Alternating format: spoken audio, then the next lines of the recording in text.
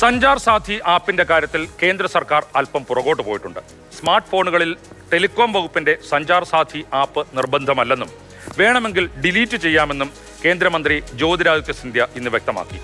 3 മാസത്തിനുള്ളിൽ സഞ്ചാർ സാഥി ആപ്പ് എല്ലാ ഫോണുകളിലും നിർബന്ധമാക്കുന്ന നിർദ്ദേശത്തിൽ നിന്നാണ് കേന്ദ്ര സർക്കാർ ഇന്ന് പിന്നോട്ട് പോയത്. പക്ഷേ ആശങ്കകളും സംശയങ്ങളും ബാക്കിയാണ്. സ്വകാര്യതയിലേക്കുള്ള കടന്നുകയറ്റം എന്നതാണ് പ്രധാന വിമർശനം. ഒരു വ്യക്തിയുടെ ജീവിതം, തൊഴിൽ, ബാങ്ക് ഇടപാടുകൾ തുടങ്ങി സകലതും ഇന്ന് മൊബൈൽ ഫോൺ കേന്ദ്രീകരിച്ചാണ് നടക്കുന്നത്.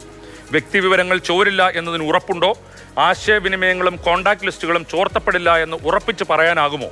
സ്വകാര്യത എന്ന മൗലികാവകാശം ലംഘിക്കപ്പെടുമോ? ഈ ചോദ്യങ്ങൾക്കൊന്നും കൃത്യമായോ തൃപ്തികരമായോ ഉള്ള ഉത്തരം കേന്ദ്ര സർക്കാർ നൽകുന്നുമില്ല. ബിഗ് ബ്രദർക്ക് നമ്മുടെ നാട്ടിലെ ജനങ്ങളുടെ എല്ലാം ടെലിഫോണ് കേൾക്കാനും കാണാനുള്ളൊരു അവസരം ഉണ്ടാക്കുകയെന്നതാണ്. ഇത് സുപ്രീം കോടതി തന്നെ നിഷ്കർഷിച്ച പ്രൈവസി തത്വങ്ങൾക്ക് പൂർണ്ണമായിട്ടും ഘടകവിരുദ്ധമായിട്ടുള്ളതാണ്.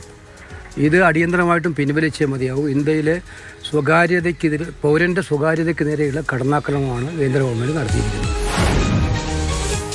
സഞ്ചാർ സാഥി ആപ്പുമായി ബന്ധപ്പെട്ട കേന്ദ്ര സർക്കാർ നിർദ്ദേശം അംഗീകരിക്കാനാവില്ലെന്ന് ആപ്പിൾ കമ്പനി നിലപാടെടുത്തതായാണ് റിപ്പോർട്ട്. കമ്പനി അധികൃതർ ഇക്കാര്യം കേന്ദ്ര സർക്കാരിനെ അറിയിക്കും. സ്വകാര്യത നഷ്ടപ്പെടുമോ എന്ന സംശയം തന്നെയാണ് ആപ്പിളിനെയും അലട്ടുന്നത്.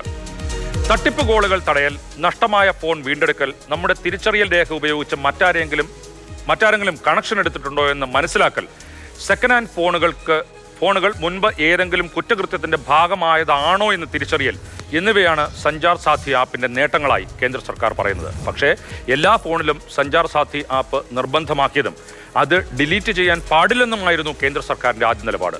ഈ കടുംപിടുത്തം തന്നെയാണ് സംശയമുണർത്തിയത്. ഫോൺ ഉപഭോക്താക്കളുടെ സ്വകാര്യത ലംഘിക്കപ്പെടാമെന്ന് വിദഗ്ധരും ചൂണ്ടിക്കാട്ടുന്നുണ്ട്. ഇക്കാര്യം കൂടി പരിഗണിച്ചാവണം കേന്ദ്ര സർക്കാരിന്റെ ഇപ്പോഴത്തെ പിന്മാറ്റം.